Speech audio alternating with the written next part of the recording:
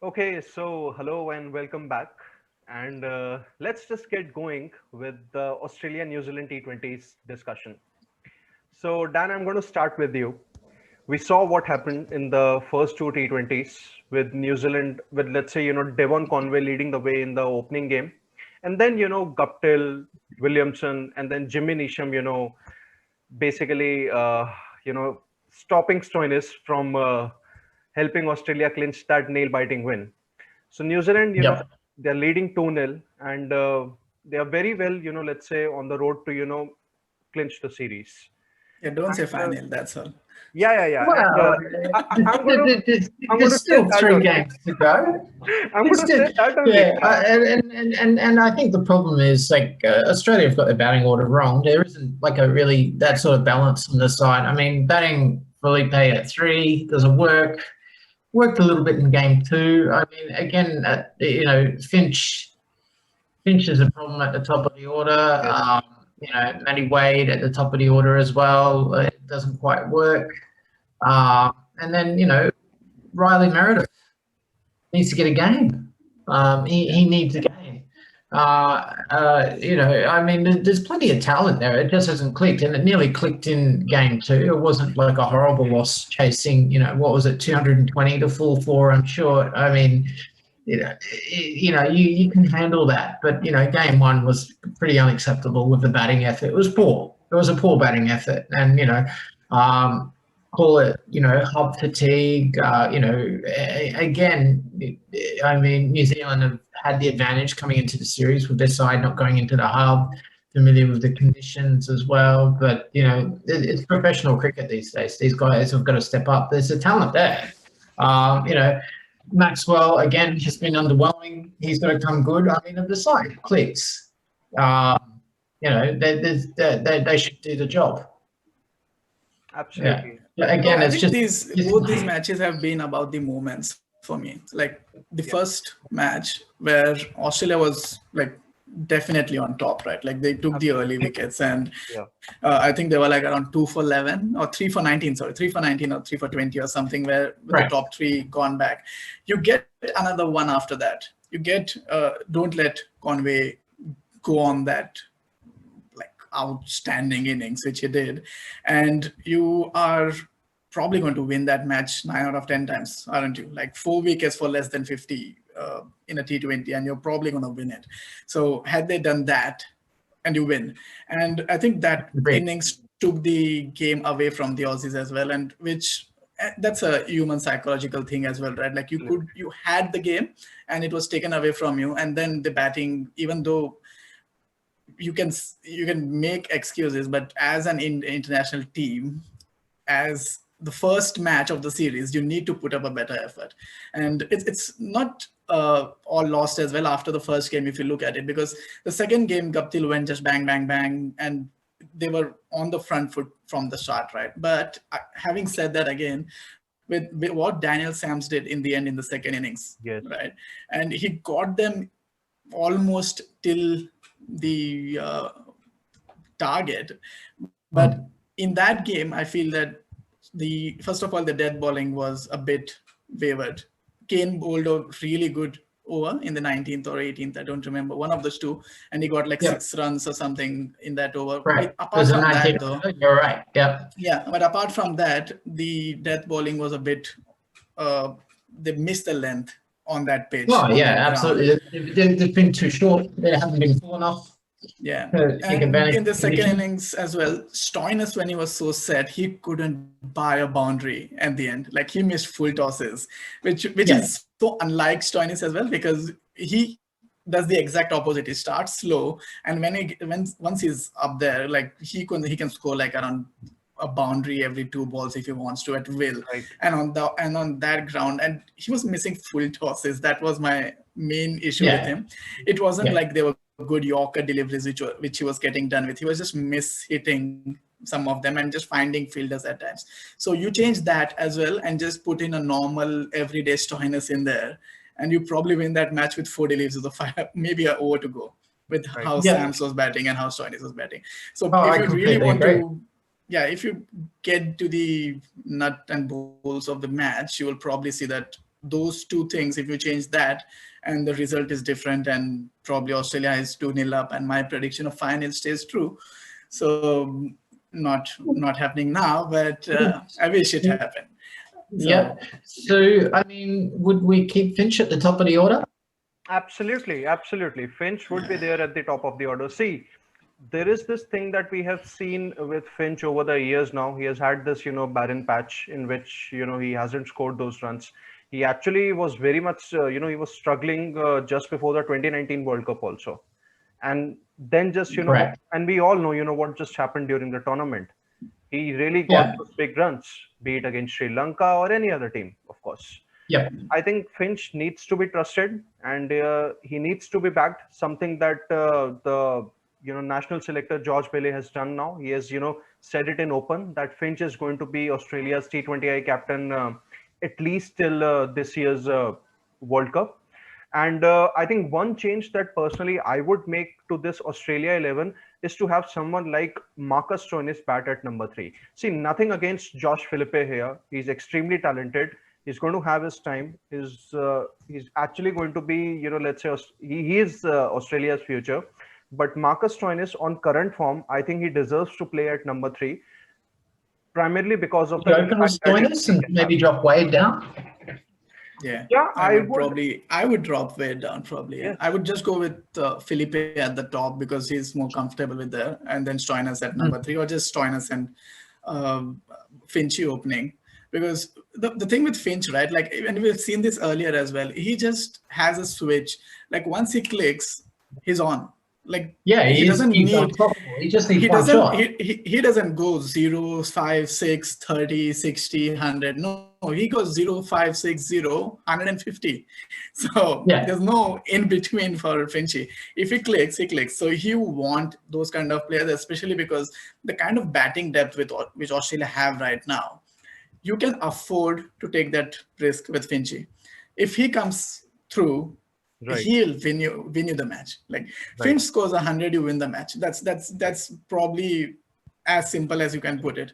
And he will score that eventually. It's just a matter of whether it will be the next match or the match after that. But once you get a good start with Finchy and let's say even Stoinis or Felipe up there, then the rest of the job for Maxi and Daniel Sams, he was so good that he will be the next one to get a promotion, probably to just go out and swing in the next match. But there's this whole element of World Cup coming up as well, so you have to keep in mind what Finch offers, and does anyone else offer that? Because if you put Finch and Warner in top form, because Warner's going to deliver, right? There's no reason not to think that David Warner in India, he delivers. He has the experience.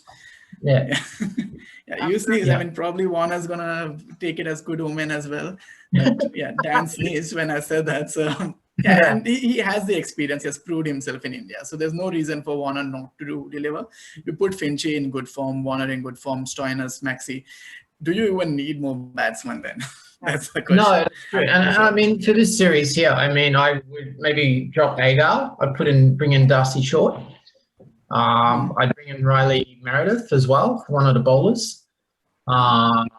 Because Agar hasn't done too much across the first two games. Yes, great spin. And I have a question here to you. That don't you think that it wouldn't be that good a move to have someone like Darcy Short replacing Ashton Agar? Because see, nothing against Short, but he is a top order batsman, someone who can bowl a bit.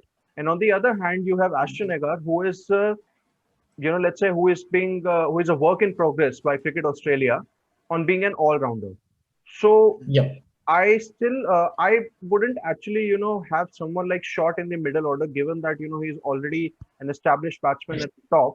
And at the top, you currently have, many batsmen like Finch, Felipe, Warner is going to come in.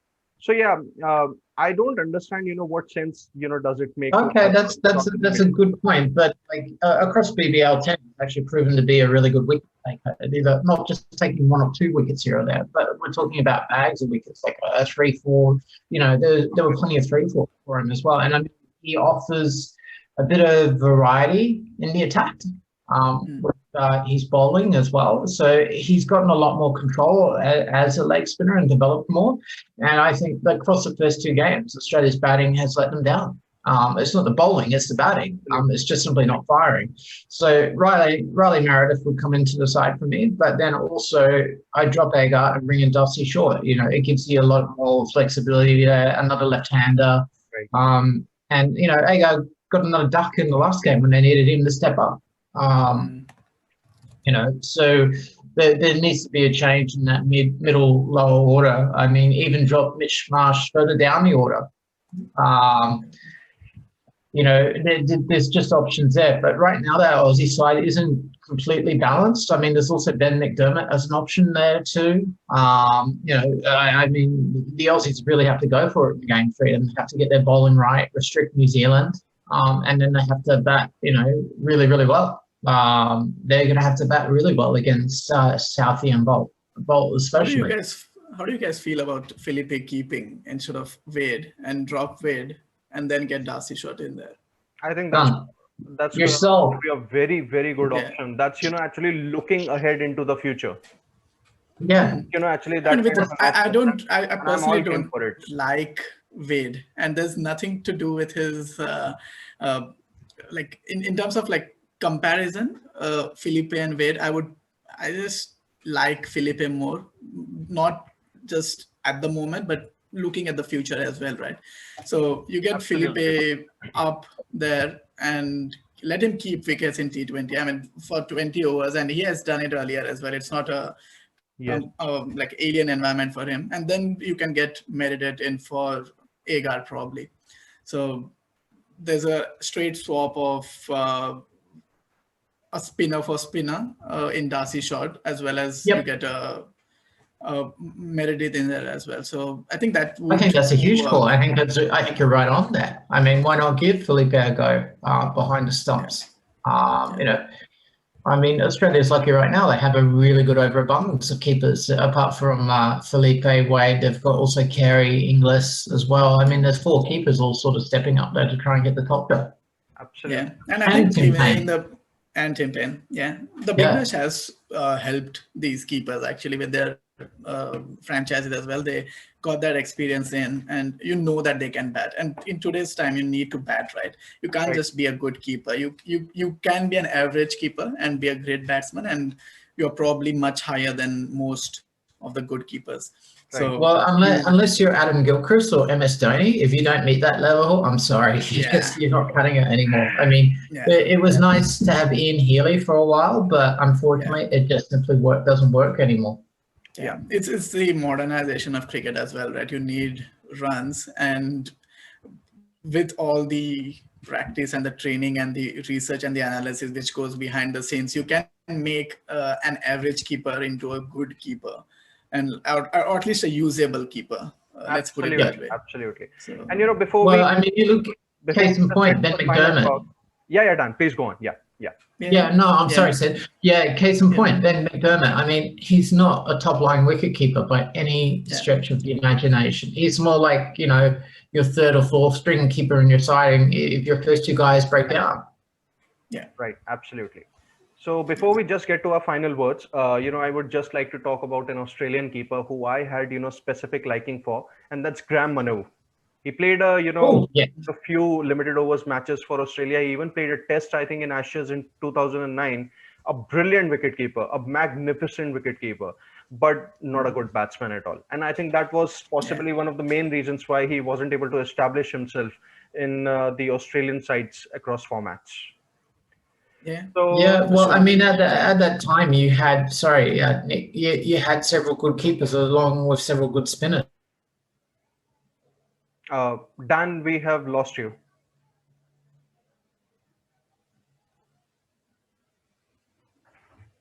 And then, I mean, it's tough for a guy like Manu. I mean, he also, I think he's a South Australian keeper as well. Yeah. Yeah, Tim Nielsen country. Yeah. Yeah. So, okay, guys, just final few words, prediction time. So, Nikhil, how do you see the series going from here on? Do you expect an Australia fight back? or do you expect New Zealand to just seal the deal? I know. I think Australia will make a comeback for sure. This will go into game 5 for me, because all the mistakes and that's one of the things with Justin Langer which I like a lot. He works the system in terms of numbers and analysis, and he's very switched on. Like, he won't let the same mistakes happen multiple times, right? Like, there can be an issue with the application. There probably would not be an issue with the planning. So he's sitting right now somewhere in New Zealand and crunching the numbers with his analysts, and he knows what changes need to be done and where the game was lost and won. And I think we'll see that in game 3. Will it be like applied 100% on the pitch is something which we'll see, obviously. But in terms of just pure preparation, I can guarantee you Langer is much more prepared than the Kiwis right now for the next match. So whether the players will implement those plans, we'll see. But for me, it will be a 3-2 for New Zealand, just because I think there will be one big innings coming from Guptill in the next 3 matches. Which one would it be? We'll see. But I think he has another one up his sleeve. And yeah, the grounds, with such small grounds, like, it just plays into the hands of the likes of Guptill and the like even Nisham. You don't need to hit the ball completely, do you? Like, you can probably just edge it and it'll probably be 65, 60 meters grounds. Like, those are smaller than some of the Indian grounds as well. So yeah, it's gonna be a 3-2 for me, New Zealand, but happy to be proven wrong, and 3-2 to Australia as well. That would be much better result for me. But yeah, okay. Brain says 3-2 Australia, New Zealand. Heart says 3-2 Australia. Yeah, better narrative is the 3-2 Australia one for the comeback narrative. So we'll go with that. Let's see which one comes true. Nice. Dan, your final comments? Oh, I completely agree with my man Dan in Melbourne. Nick's right on the money. 3-2. I don't know about Marty coming up with another good innings. I think he's done his dash. I think Australia will hopefully run right through them.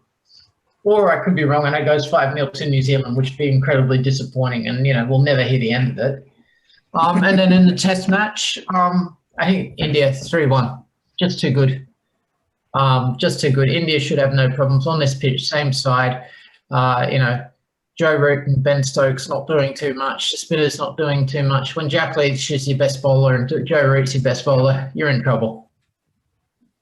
Okay. I'm going with 3-1 with India as well. 3-1 to India. This is less to do with the cricketing part of it, more to do with Kohli getting pissed off at England right now, because that Virat Kohli is absolutely fuming with all this nonsense of the pitch, and you only beat us because of the pitch and all that. He wants to make sure that they win it and just make sure that there's no. I think there were reports that this is going to be a better pitch for batting. It won't be. It might start like that, but it will still spin eventually. You can't just overnight make a brilliant pitch. But I just feel that Kohli, with the whole media and all the hype, he's just gonna be super pissed off and make sure that the Indians crush them, not just beat them. So I'm going with an innings defeat for England, if at all India bat first.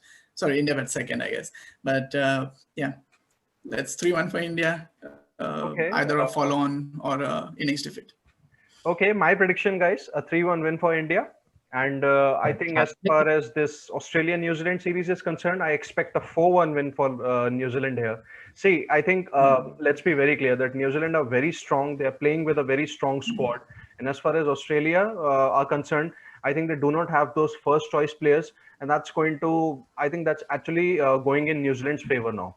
And just because of the fact that, you have Devon Conway and you have a very fast, a very strong fast bowling attack, I really don't think, Australia can match up to New Zealand's standards in this series. And hence, I expect a 4-1 win for them. So thank you, guys. Then that's not happening. We can't let him just predict 4-1, right? Is that allowed? Do we need to kick him off the show or something? We can't let him do that. We only Let's just just do started. this You know, show. apart from him and his mum following us, you know, we kind of need the followers. So, Yeah, well, you know, okay, yeah. we'll do that. We'll keep him around His for a while, mum will but be angry at you, mate. Yeah, yeah. if you need We need to followers, teach him a bit of what the Aussie spirit is actually. A bit of, Well, come you on, know, coming look, back we'll from give it 2-0 time. down is nothing. We'll give it time. We'll send across some Australian beers and Yeah. you know, get that proper Aussie spirit into you. see if you Yeah. guys need eyeballs on our shows regularly, you got to have me. Else, it's not going to work That's with you. Yeah, it doesn't work with two people. We kind of need three. Okay, guys. Doesn't work. fair. That's fair. Okay. Thank you for joining once again. Thanks, Dan. Thanks, Nikhil. And looking forward Thank you, to our sir. chat next week on the fourth and final test in Motera and a lot more on cricket. Thank you for joining. Excellent. All right. Catch you later, guys. Good to see you, everyone. Bye for now. Bye.